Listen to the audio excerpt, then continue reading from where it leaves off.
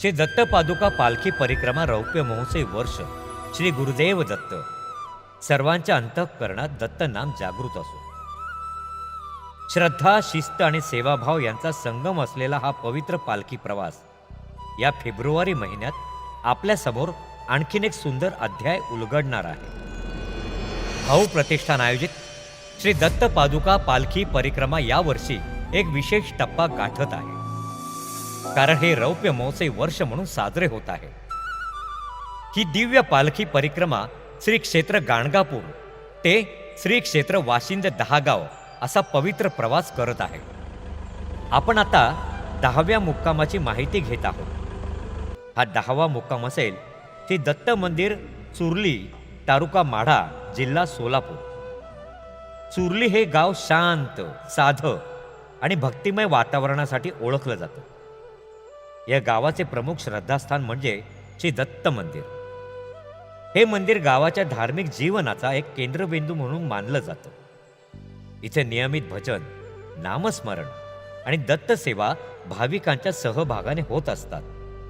या गावातील भजन मंडळी दत्त भक्तीची परंपरा अखंडपणे पुढे नेत आहेत. तसेच सरपंच श्री रामकृष्ण काळे यांचं नेतृत्व गावाच्या सामाजिक आणि धार्मिक उपक्रमांना नेहमीच दिशादर्शक आहे. 11 फेब्रुवारी 2026 रोजी सायंकाळी 7 वाजता श्री दत्त पादुका पालखीचं श्री दत्त मंदिर सुरली इथे आगमन होत आहे. रात्री पालखीचा मुक्काम याच ठिकाणी असणार आहे. तसंच 11 फेब्रुवारी रोजी सकाळी 9 वाजता दत्तयाग भक्तिभावाने सुरू होणार आहे. आता या गावाबद्दल आपण थेट गावातील नागरिकांकडून ऐकणार आहोत. जय गुरुदेव दत्त. मी रामकृष्ण जनार्दन काळे, राहणार सुरली, तालुका माढा, जिल्हा सोलापूर. आमच्या नवीन पुनर्वसन सुरली गावठाणामध्ये भाऊ महाराजांची पालखी मुंबईवरून सन 2002 सालापासून आमच्या गावी या ठिकाणी मुक्कामाला येते आणि या भक्तिभाव प्रेरणेचा लाभ आमच्या सर्व ग्रामस्थांना मिळतो.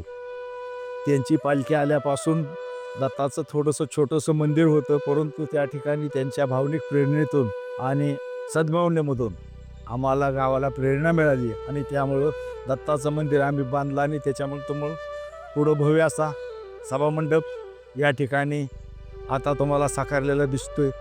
हे सगळं गुरुदेव दत्ताच्या प्रेरणेने आणि त्याच्या पाठीमागे असणारी भाव प्रतिष्ठान मुंबई यांची जी एक संस्था आहे, त्या संस्थेच्या प्रेरणेतून आमच्या गावाला संप्रदायाचं, भक्तिभावाचं आणि प्रेमाचं हे नातं जोडण्याचं काम ह्या प्रतिष्ठानने केलेलं आहे.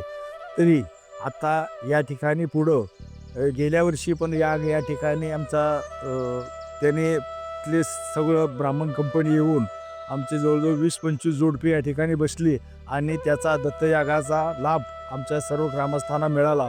त्यामुळं लोकही या ठिकाणी अशा प्रकारचा मोठ्या ठिकाणी या घडून येतो. तो आपल्या सर्वसामान्य खेड्यामध्ये घडून आला. ही एक मोठी अभिमानाची, भक्तिभावाची आणि सगळ्याच्या आनंदाची गोष्ट आहे. त्याप्रमाणे त्यांनी यंदा पण या ठिकाणी साधारणतः 11 फेब्रुवारी 2026 अशा प्रकारचा योग जुळवून आणलेला आहे.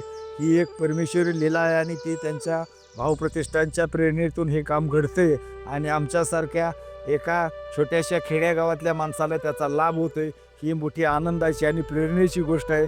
अशीच उत्तरोत्तर त्याने आम्हाला सेवा करण्याची संधी द्यावी अशा प्रकारची त्या प्रतिष्ठानला विनंती करतो आणि आमच्यातून उत्तरोत्तर प्रगती व्हावी आणि अशी सेवा व्हावी, काम करण्याची संधी मिळावी अशा प्रकारची दत्तचरणी प्रार्थना करतो आणि थांबतो. जय.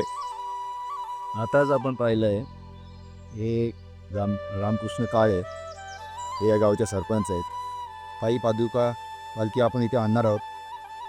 तर गावातील सर्व मंडळींना माझी एक विनंती आहे की त्यांनी या पालखी सेवेचा लाभ घ्यायचा आहे. दत्तयागाला बसता आला तर इथे आव्हानाला बसू शकता तुम्ही, त्या सेवेतही तुम्ही सहभाग घेऊ शकता. तर त्या अनुषंगाने दत्त महाराजांच्या कृपेचा तुम्हाला लाभ मिळेल. तर सर्वांनी उपस्थित जाऊन हा सोहळा आनंदी अंदाज करायचा आहे. गुरुदेव चिंतन श्री गुरुदेव दत्त सद्गुरु श्री भाऊ महाराज की जय. बालचंद्र महाराज की जय. सुरली आणि परिसरातील सर्व श्रद्धाळूंना मनपूर्वक आवाहन. श्री दत्त पादुका पालखीच्या आगमनासाठी दर्शन, सेवा आणि यागात सहभागी होण्यासाठी आपण आवर्जून उपस्थित राहावं. दत्त कृपेचा हा प्रवास आपल्या जीवनात शांती, समाधान आणि सद्बुद्धी लाभो हीच प्रार्थना. श्री गुरुदेव दत्त. श्री गुरुदेव दत्त.